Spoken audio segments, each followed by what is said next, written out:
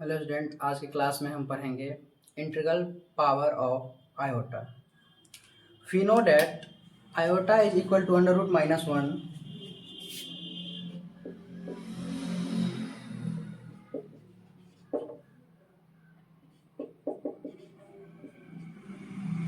यहाँ से iota square is equal to minus one.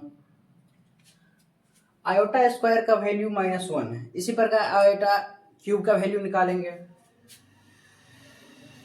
तो इसको लिख सकते हैं आयोटा स्क्वायर इंटू आयोटा। इसका वैल्यू माइनस वन इंटू आई तो माइनस आई। फिर निकालते हैं आयोटा का पावर फोर। इसको लिख सकते हैं iota square into iota square. इसका वैल्यू माइनस वन इंटू इसका वैल्यू माइनस वन तो minus one into minus one plus का वन। फिर निकालेंगे आयोटा का पावर फाइव।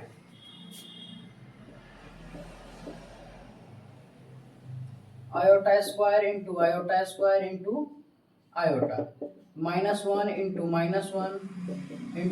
आयोटा तो माइनस माइनस प्लस प्लस का आयोटा। इस प्रकार आयोटा का पावर कितना भी रहे, इन्फिनाइट तक रहे, उसका हम वैल्यू फाइंड कर सकते हैं। इसके लिए एक फॉर्मूला है। अगर i का पावर 4n के फॉर्म में रहे तो उसका वैल्यू 1 होता है। i का पावर अगर 4n प्लस 1 रहे तो उसका वैल्यू i होता है। आयोटा का पावर अगर 4n प्लस 2 रहे तो माइनस का 1 होता है। आयोटा का वैल्यू अगर पावर 4n प्लस 3 रहे तो उसका वैल्यू माइनस i होता है।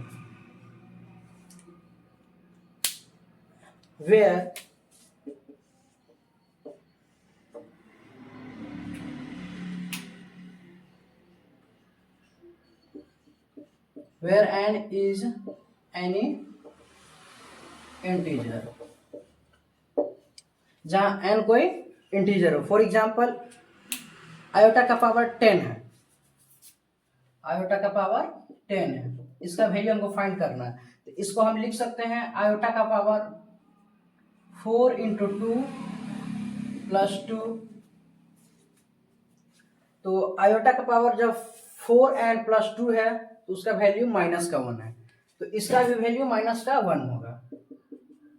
दूसरा एग्जांपल लेते हैं। अगर आयोटा का पावर 15 है, इसका वैल्यू हमको फाइंड करना है। इसको लिख सकते हैं आयोटा का पावर 4 इंटू 3 प्लस 2, 4 3 जा 12 प्लस का 3 15।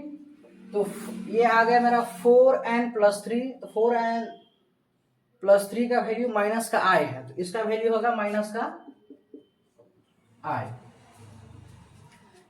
तो ये था मेरा इंटीग्रल पावर ऑफ आयोटा। इस प्रकार हम किसी भी वैल्यू का, किसी भी आयोटा का पावर कोई भी रहे, कोई भी नंबर रहे, उसका वैल्यू हम निकाल सकते हैं।